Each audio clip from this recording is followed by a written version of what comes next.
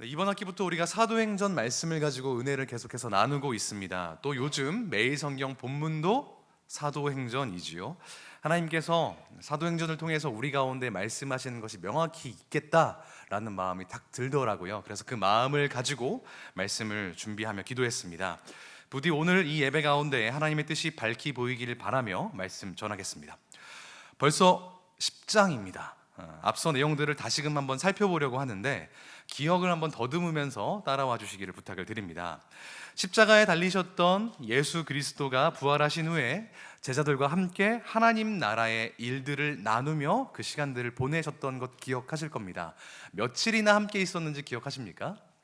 40일. 이 40이라는 숫자는 성경에서 고난과 훈련을 의미하는 숫자입니다. 그러니까 부활하시고 나서 승천하시기 전 40일 동안 예수님께서 제자들을 훈련시키셨다라는 상징입니다. 그리고 그 훈련이 끝나는 날, 졸업식 날 예수님이 승천하실 때 제자들에게 당부하신 것은 두 가지였습니다. 첫 번째는 그리스도의 증인이 되라는 것이었습니다. 사도행전 1장 8절 기억나시지요? 오직 성령이 너에게 임하시면 너희가 권능을 받고 예루살렘과 온 유대와 사마리아와 땅끝까지 이르러 뭐가 되라고요? 내 증인이 되리라. 이제 승천하실 예수 그리스도를 모든 민족에게 전하는 것이 예수 그리스도의 첫 번째 당부였습니다. 두 번째 당부는 무엇이었냐? 그 증인이 되기 위해서 아버지께서 약속하신 성령을 기다리라는 것입니다. 그래서 제자들은 예루살렘을 떠나지 않고 마가의 다락방에서 성령을 기다렸고, 오순절 성령의 강림 사건이 불의 혀와 같이 모든 사람들 위해 임하면서 바로 교회가 시작되었습니다. 이 교회는 완전한 것이었지만 완벽하지는 못했던 것 같습니다. 어떤 사람은 자기 소유를 팔아서 헌금에 쓰되 일부를 숨겨서 하나님의 진노를 사기도 했었고, 어떤 사람들은 열심히 노력했지만 구제하는 일에서 소외되는 사람들이 있을 정도로 부족한 모습을 보였습니다. 별별 일이 다 있었지만 초대교회가 포기하지 않은, 실패하지 않은 단 한 가지가 있었는데 그것은 무엇이었냐? 바로 예수를 전하는 일이었습니다. 이들의 헌신과 수고로, 또 성령님의 역사로 이 복음은 이 10장 전까지 예루살렘과 온 유대에 파다했습니다. 오늘 본문은 이 사도행전 1장 8절, 제가 아까 언급했던 그 말씀이 성취되는 과정에서 굉장히 중요한 전환점을 다루고 있는 본문입니다. 예루살렘, 동일 도시에 복음이 전파되고, 온 유대, 동일 언어와 동일 문화를 가진 곳에 복음이 또 확장되었고, 사마리아, 언어는 같지만 문화는 다른 곳으로 복음이 늘어나고 있는 것을 우리가 살펴보았습니다. 결국 땅 끝까지 복음이 전파되기 위해서는 말도 다르고 문화도 다른 이방인에게 복음이 전파되어야 되는데, 그게 오늘 본문에서 처음 드러나는 것입니다. 오늘 본문에서 가장 중요한 인물은 고넬료입니다. 오늘 본문은 고넬료와 그의 가정이 구원받는 장면에 대해서 다루고 있는데요, 저는 이 본문에서 두 가지 교훈을 함께 나누고자 합니다. 두 가지 교훈입니다. 첫 번째는 모든 사람에게는 그리스도가 필요하다는 것입니다. 모든 사람에게는 그리스도가 필요하다. 한번 같이 해볼까요? 모든 사람에게는 그리스도가 필요하다. 고넬료는 완벽한 사람이었습니다. 직업이 뭐였죠? 로마 군대의 백부장이었습니다. 백부장은 아무나 하는 게 아닙니다. 병사 100명의 생사 여탈권을 쥐고 있는 지휘관이었습니다. 지금으로 따지면 중대장 정도가 될 것 같은데, 요즘 중대장 생각하시면 안 됩니다. 우리 국군이 한 60만 정도 된다고 해요. 그 중에 100명이랑 당시 로마군 전체 인원이 한 2만 명 정도 될 것으로 추정되는데, 2만 명의 100명이라는 비교가 안 됩니다. 30배 정도로 더 중요한 역할을 하고 있었던 겁니다. 그런데 중대장 한 사람 뽑는 게 얼마나 중요합니까? 최근에 안타까운 일이 있었죠. 신병 훈련소에서 잘못된 지시로 이제 훈련병이 사망하는 사건이 있지 않습니까? 지휘관 한 명 잘 뽑는 것이 굉장히 중요합니다. 고넬료는 그보다 훨씬 중요한 역할을 감당하고 있었던 대단한 사람이었습니다. 수신제가 치국 평천하라는 말 아시죠? 수신, 자기 몸을 갈고 닦고, 제가 자신의 집을 잘 다스리고, 치국, 나라를 다스리고, 평천하, 천하를 평안하게 하는 것은 자기 몸을 다스리는 것부터 시작한다. 고넬료는 이 말에 딱 맞는 사람이었습니다. 2절 한번 보니까 그가 경건했대요. 또 온 집안과 더불어 하나님을 경외했대요. 자기 자신을 잘 닦았고 가족들도 잘 다스렸던 모양입니다. 그리고 또 백성들을 잘 구제했다고 성경은 기록하고 있습니다. 거기에다가 하나님께 기도하기까지 했다. 어떻게 기도하는지 자세히는 몰라도 하나님을 찾으려고 노력은 했다 이 말입니다. 이런 분들을, 하나님을 정확히 알지는 못하지만 하나님을 구하는 사람들을 우리가 구도자, 도를 구하는 사람이라고 그렇게 이야기하는데, 이런 분들 요즘 우리 주변에도 많습니다. 우리가 그분들을 다 예수님 믿으실 수 있도록 전도해야 될 줄 믿습니다. 고넬료가 그런 사람이었어요. 하루는 제9시, 유대 시간으로 제9시, 지금으로 따지면 오후 3시쯤 고넬료가 환상을 보게 됩니다. 하나님의 천사가 나타나서 뭐라고 이야기했냐면, 너의 기도와 구제가 하나님 앞에 상달되었고 하나님이 그것을 기억하신다라고 말합니다. 고넬료는 그게 누군지도 몰랐습니다. 나중에 고넬료가 이때를 회상하며 설명을 하는 걸 보면 30절에 보니까 하나님이라고도 안 하고 천사라고도 안 합니다. 한 사람이 빛난 옷을 입고 서 있었다라고 묘사를 하거든요. 정말 하나님에 대해서 누군지도 몰랐던 이 사람이 하나님의 현현을, 천사의 임재를 경험하게 된 겁니다. 하나님이 천사를 그에게 보내신 이유는 뭐였을까요? 5절을 함께 보겠습니다. 5절, 욥바에 사람을 보내어 베드로라 하는 시몬을 청하라. 그래서 고넬료는 자기 부하들을 보내서 베드로를 모셔오기로 합니다. 이 베드로를 모셔라 라고 하는 말의 의미를 한번 같이 생각해 보죠. 만일 고넬료가 가지고 있는 권력과 재력, 인품, 이건 부족함이 없었습니다. 그걸로 충분했다면 하나님이 고넬료에게 나타나셔서 뭐라고 했겠습니까? 잘했다, 너 천국 가라, 이렇게 얘기하셨겠죠. 하지만 아니었다는 겁니다. 뭔가 하나가 부족했다. 그걸 채우기 위해서 하나님이 말씀하신 겁니다. 베드로라 하는 시몬을 불러서 청해라. 이거 단순히 목회장 신방 초청해라 이 뜻이 아닙니다. 오늘 본문이 전체적으로 길어서 읽지는 않았지만 나중에 고넬료가 베드로를 초청했을 때 뭐라고 하는지 33절, 성경 가지고 계신 분들은 함께 보겠습니다. 없으시면 귀로 함께 들어주십시오. 33절 함께 읽겠습니다. 시작. 내가 곧 당신에게 사람을 보내었는데 오셨으니 잘하였나이다. 이제 우리는 주께서 당신에게 명하신 모든 것을 듣고자 하여 다 하나님 앞에 있나이다. 이제 우리는 주께서 당신에게 명하신 모든 것을 듣고자 하여 이 자리에 모였다. 하나님 앞에서 하나님께서 명령하신 것을 듣고 따르기 위해서 베드로를 모셨다는 겁니다. 그러면 고넬료가 베드로를 통해서 들었던 말씀이라고 하는 건 뭘까요? 34절부터 43절까지 그 내용이 나옵니다. 다 아시는 내용이고 길어서 하나하나 읽지는 않겠지만 요약하자면 베드로의 설교는 이겁니다. 바로 예수 그리스도가 누구이신가? 그분이 하나님의 아들이시며 살아계신 하나님이시라는 것을 선포할 때 역사가 일어납니다. 만약 어떤 사람이 여러분에게 찾아와서 성경에서 가장 중요한 사건 3가지를 꼽아보라고 물어본다면 무슨 사건을 뽑으시겠습니까? 저는 이걸 성경 공부할 때도 자주 여쭙고 설교할 때도 가끔씩 언급을 하는데요.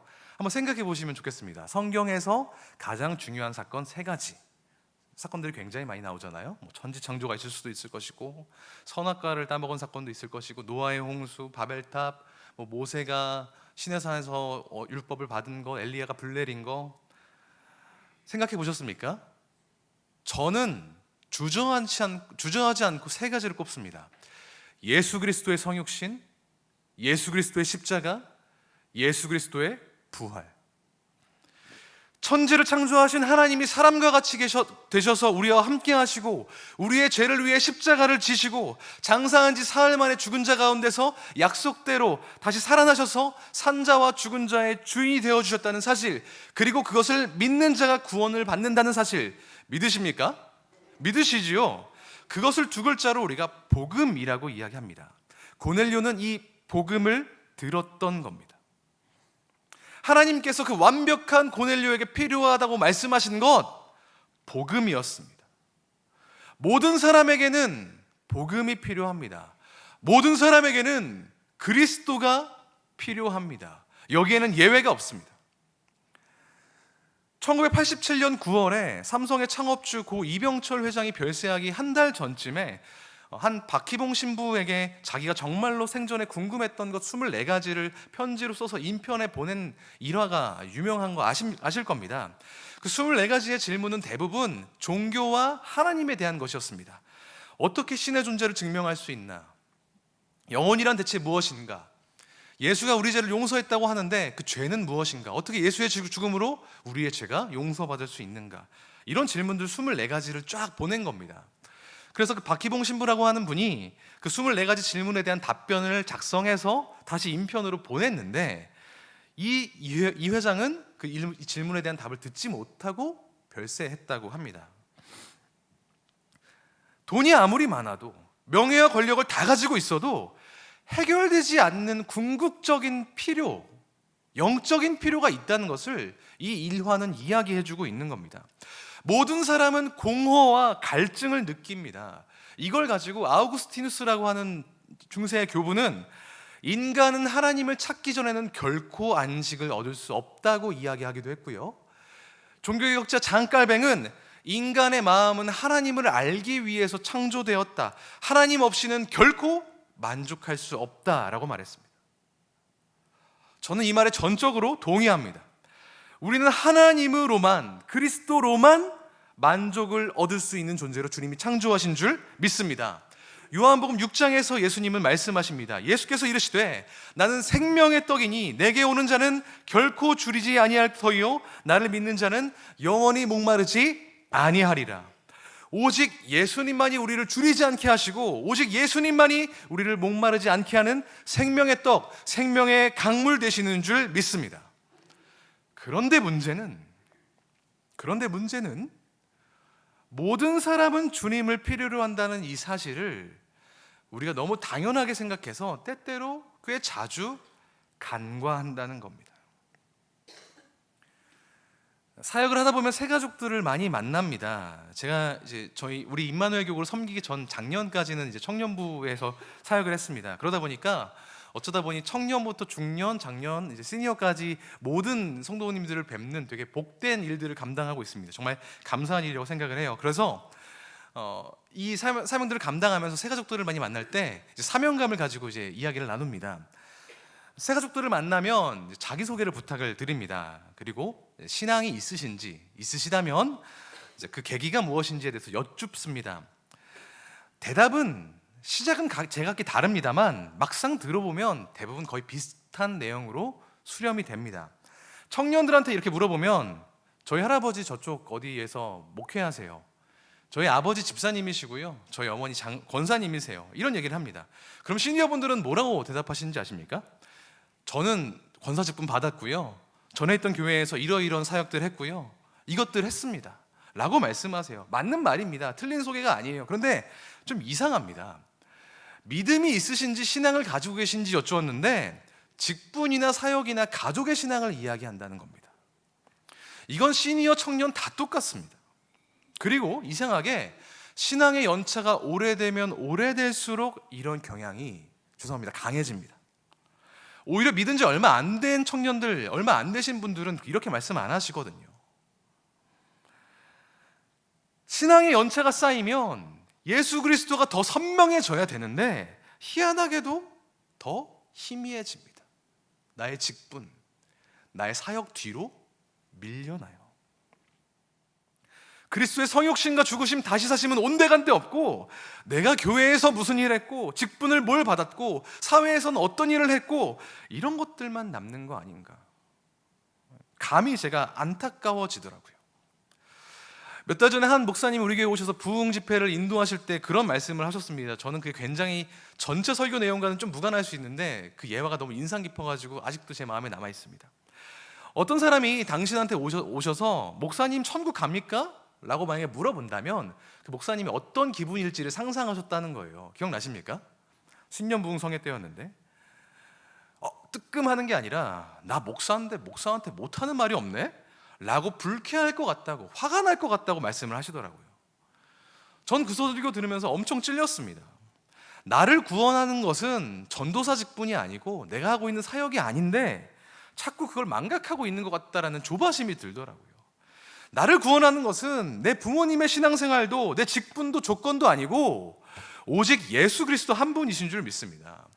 여기 계신 성도님들을 구원하는 것 마찬가지입니다. 직분도 사역도 그 어떤 것도 아닙니다. 오직 예수 그리스도, 그분의 복음, 그분의 보혈만이 우리를 구원하는 줄 믿습니다.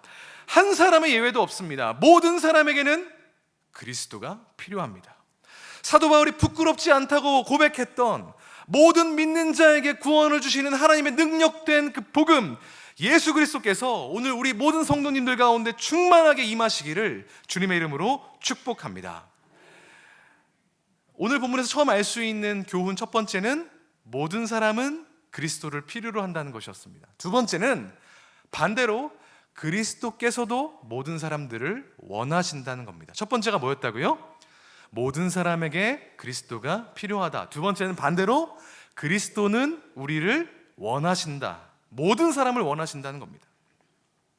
오늘 본문 사건은 역사상 최초로 이방인이 교회 안으로 들어온 진짜 말 그대로 대사건입니다.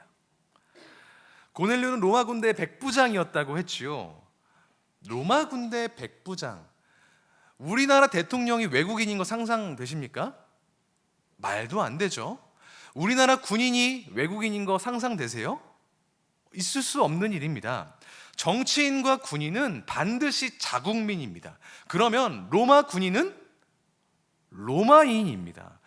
고넬료는 로마인, 성경의 기준에 따르면 이방인이었습니다. 그래서 오늘 본문 이후에 사도행전 11장에서는 그 고넬료 이방인이 예수 믿은 것을 두고 이방인들도 구원받는 게 과연 맞는지, 그들을 우리가 한 형제로 인정해야 되는지에 대해서 치열한 논쟁이 벌어집니다. 물론 예수님을 처음 믿은 이방인이 고넬료는 아닙니다. 일전에 8장에서 에티오피아 내시아가 하나님의 말씀을 읽었을 때 빌립 집사가 복음을 전해서 침례받는 장면이 나오긴 합니다만 그 내시가 교회 안으로 들어온 건 아니었어요. 8장을 보면 그 떠난 뒤로 어떻게 됐는지 소식을 알지 못한다. 개인적으로 그냥 구원받은 거였습니다. 그런데 오늘 고넬료의 경우에는 모든 가족들이 예수님을 영접했을 뿐만 아니라 그들이 교회 안으로 편입되는 사건이었다는 겁니다. 이게 교회 안에 이방이 들어온 첫 사건이었어요. 이건 이 시대적 맥락을 잘 이해해야 됩니다. 이 당시만 하더라도 초대교회 교인들은 유대인들만 구원받는다고 생각했습니다. 예수님 믿는 사람들도요. 그러니까 유대인이면서 예수 믿는 사람이 구원받는다고 생각했던 거예요. 이방인들은 생각할 필요가 없는 거였습니다. 그래서 초대교인들도 다른 유대인과 마찬가지로 이방인들을 경멸했습니다.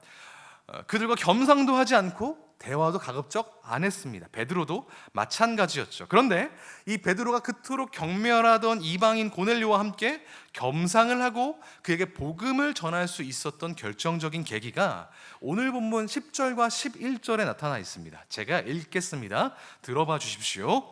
그가 시장하여 먹고자 하매, 이건 아직 만나기 전입니다. 사람들이 준비할 때 황홀한 중에 베드로가 환상을 봅니다. 하늘이 열리며 한 그릇이 내려오는 것을 보니 큰 보자기 같고 내 귀를 메어 땅에 들이웠더라.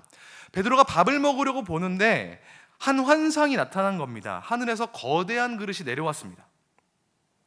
그리고 그 그릇 안에는 율법상 속되고 부정한 동물들, 성경의 표현에 따르면 네 발 달린 짐승, 기는 것, 날개 달린 것들이, 공중에 나는 것들이 들어 있었던 겁니다. 신학자들은 이 동물들이 아마도 돼지나 도마뱀이나 곤충 이런 것들이었을 거라고 추정을 합니다. 그런데 하늘로부터 음성이 들려오는 거예요. 뭐라고요? 잡아 먹으라. 곤충 드셔보셨습니까? 예전에는 메뚜기 같은 거 많이 구워 먹었다고 하더라고요. 저도 그거 한번 먹어봤는데 외국에서 한번 그 귀뚜라미 같은 걸 구워서 파는 거를 먹어볼 기회가 있었는데 못 먹겠더라고요. 못 먹겠더라고요. 베드로도 못 먹겠다고 했습니다. 근데 비위상에서가 아니라 율법상 속되고 깨끗하지 않은 것이기 때문에 못 먹겠다는 겁니다. 하나님께서 금지하셨던 거니까요. 모세의 율법에. 그러니까 다시 소리가 들립니다. 하나님께서 깨끗하다고 하시는 것을 네가 속되다고 하지 말라. 그리고 이 같은 일이 3번 연속으로 일어난 뒤에 베드로가 환상에서 깨어납니다. 이게 대체 무슨 꿈인가 무슨 환상인가 의아해하던 차에 그때 마침 고넬료가 보냈던 부하들이 베드로를 방문하게 됩니다. 이방인인 그들을 보자마자 베드로는 그 환상의 의미를 깨달을 수가 있었습니다. 유대인들은 이방인들과 식사를 하지 않았습니다. 사실 이방인과 식사하지 말라는 말은 율법에 없습니다. 그런데 정결법을 알지 못하는 이방인과 같이 밥을 먹으면 자연스럽게 법을 어길까봐 애초부터 피했던 겁니다. 아예 같이 먹는 자리를 만들지 않으려고 했던 거죠.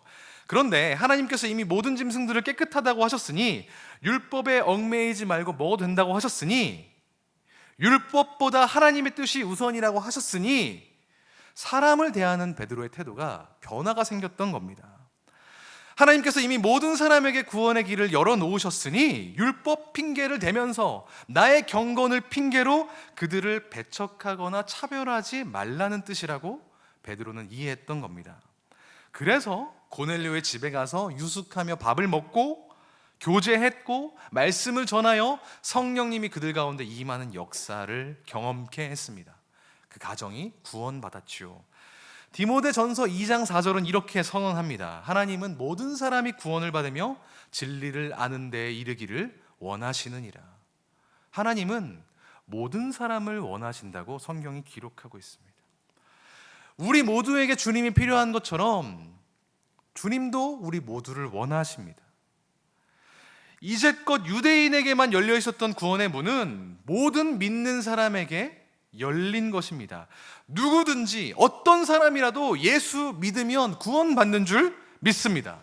설령 우리가 그 사람들을 혐오하고 도저히 가까이 하고 싶지 않은 부담스러운 사람일지라도 예수 믿으면 구원받습니다. 말씀을 준비하고 묵상하면서 이 말씀을 적용해야 될 사람들을 한번 생각해 봤습니다. 보통 설교자가 말씀을 준비하면 제일 먼저 그 말씀 앞에 엎드려야 된다고들 이야기하더라고요. 그래서 한번 이 말씀을 저에게 적용을 해봤습니다. 베드로가 본 환상 속의 그 짐승들처럼 이방인이라는 이유만으로 교회 공동체에 들어오지 못하고 있는 사람 혹시 이 시대에 내 주변에 없는가 한번 생각해 봤습니다. 제일 먼저 생각난 것은 무슬림들이었습니다. 다른 종교를 가진 사람들이었어요. 우리는 너무 쉽게 그 사람들을 적으로 생각합니다. 한국 땅에 발도 못 들이게 해야 된다고 생각하는 경우가 많습니다. 하지만 하나님은 그들도 구원받기를 원하십니다. 모든 사람이 구원받기를 원하시니까. 그래서 우리에겐 책임이 주어지는 것입니다. 그들에게 복음을 전해야 될 책임이요. 그래서 우리가 매년 이슬람 국가 중앙아시아로 해외 아웃리치를 보내고 보내는 선교사로 가는 겁니다. 여러 성도님들이 계속해서 그 아웃리치를 위해서 기도해 주시고 중보해 주시는 것도 알고 있는데 올해에도 또 중앙아시아로 또 갑니다. 위에서 기도해 주시고 중보해 주시기를 부탁을 드립니다. 이단들도 생각납니다.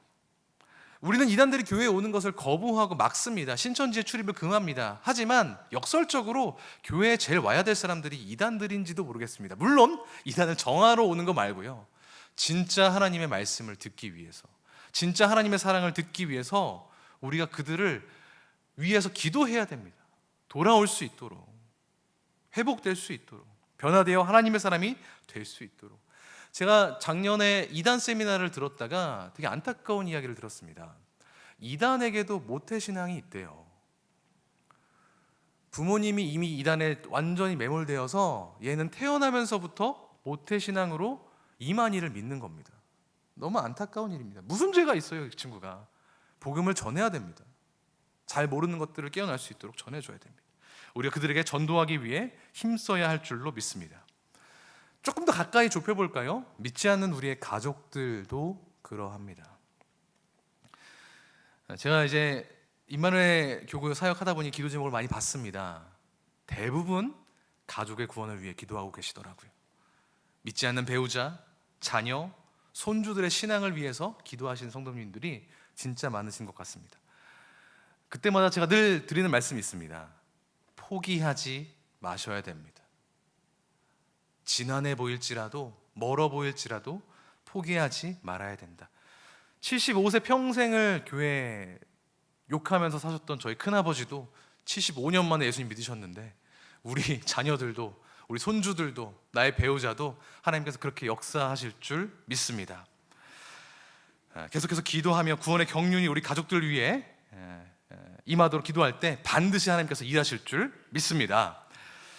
여기까지 말씀을 준비하고 너무 좋은 대지 2개를 뽑아냈다고 생각을 했어요. 모든 사람은 주님을 필요로 하고 주님이 우리 모두를 원하신다. 너무 좋죠? 저도 준비하면서 참 감사했습니다.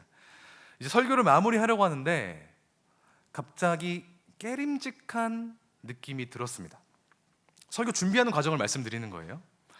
오늘 본문의 말씀은 제가 예수님을 믿고 신앙생활하면서 수십 번도 더 읽었던 본문이고 설교로 여러 차례 들었던 본문이었습니다. 그런데 막상 제가 이 말씀으로 설교를 하려니까 뭔가 좀 이상하다라는 느낌이 들었던 겁니다. 그게 뭐였냐면 매번 이 말씀을 볼 때마다 저는 저를 베드로에게 이입해서 감정이입을 하고 있더라고요. 나는 이미 어렸을 때부터 교회를 다녔고 너무 당연하게 구원을 소유하고 있으니까 저는 베드로였던 겁니다. 이 본문에서. 그래서 기특하게도 그렇지 못한 사람들을 차별하지 말고 긍휼히 여겨줘야 된다라는 해석이 맞다고 생각하면서 이 말씀들을 계속해서 봤습니다. 그런데 엄밀히 말하면 그런 생각이 들더라고요. 엄밀히 따지면 우리는 베드로가 아닙니다. 고넬료예요. 혈통적으로도 이방인이고요, 율법적으로는 죄의 지배를 완전히 벗어나지 못한 죄인입니다. 추악한 죄, 더러운 욕망 때문에 율법으로 따지면 하나님 근처에도 갈 수 없는 그런 더러운 나를, 더러운 우리를 하나님께서 환상 가운데 깨끗하다고 말씀해 주셨고 죄가 없이 의롭다고 하셨고 하나님의 자녀 삼아 주신 것입니다. 할렐루야. 나는 공로가 없습니다. 나는 베드로가 될 수 없습니다. 오직 예수 그리스도께서 이 땅 가운데 날 구하러 오셨고 오직 예수 그리스도께서 내 죄를 대신해서 십자가에 달리셔서 내 죄를 위해 십자가에 달리셔서 구원해 주셨고 오직 예수 그리스도께서 부활하셔서 나의 주인이 되어 주셨습니다. 그것을 믿는 믿음을 통해 은혜로 구원받는다고 에베소서는 이야기합니다.